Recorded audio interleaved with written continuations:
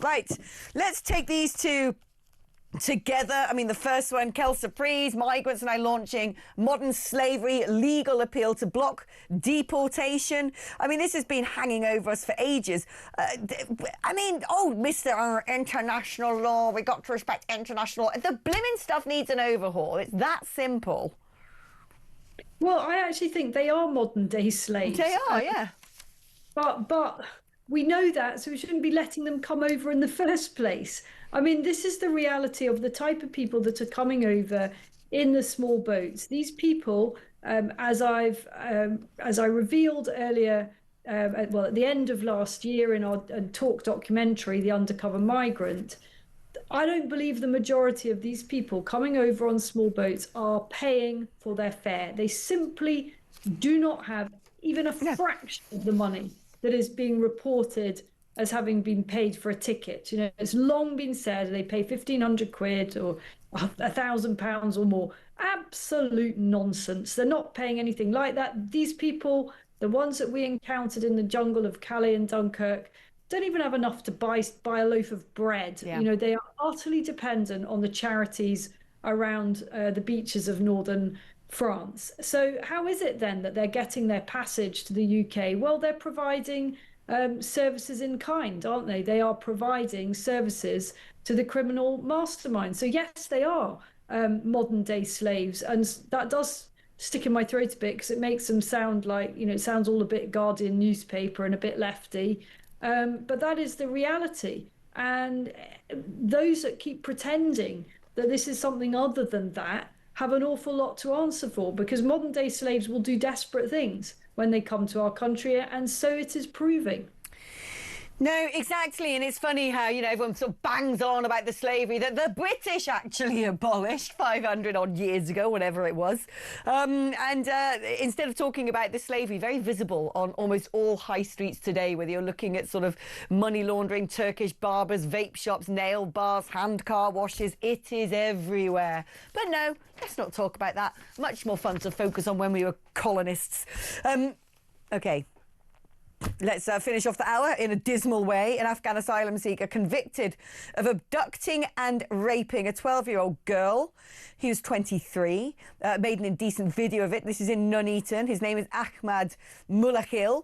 It faces deportation. Quite right too. Another man, Mohammed Kabir, 24, was cleared of attempting to take the child and committing an offence with intent to commit a sexual offence and of intentional strangulation. An Afghan national who arrived across the Channel in a small boat on Christmas Day in 2024. The Taliban have actually told The Telegraph that they'd be willing to take old Mulakil, the child rapist, back, and any other Afghan held in a foreign prison. Well, thank you, Taliban, for being so helpful, but I have a feeling that they will now use that as an excuse for being kept here.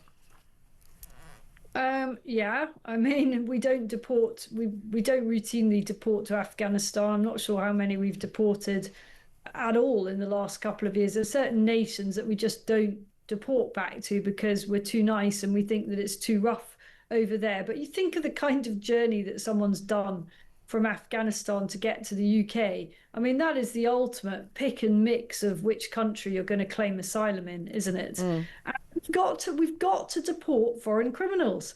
You know, it is unbelievable that we even have this shiny new detention facility that I was talking about on Kev's show a couple of weeks ago, just outside Oxford. They've spent hundreds of millions of pounds on this thing, and it's not even half full. It was only ever going to accommodate, I think, something like 400 places ultimately, even when it's fully expanded. At the moment, it's just got about, I don't know, 50 people in it or something like that.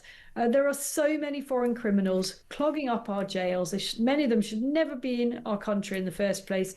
We need to deport them forthwith. Frankly, I don't care. If a rapist has to go back to a country where they may not be welcomed with mugs of cocoa and free mobile phones, well, good luck to them. Let's imagine, shall we, if this man, Ahmad Mulakil, is sent back to Afghanistan, and how they might think about the following. He first saw the girl playing on swings in a park. He approached her later that day and elsewhere in the town. CCTV captured the pair talking. Jurors heard he lured the girl into a secluded cul-de-sac before repeatedly raping her and filming the attack.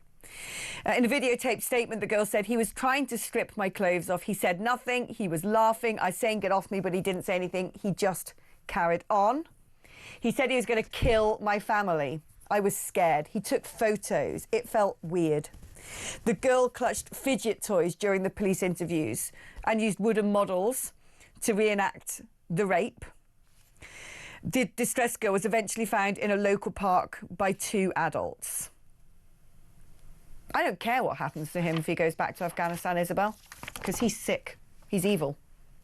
I really couldn't care less, and I don't think we should. Look, if you commit atrocities like that, you actually, in my view, you lose your human rights, really.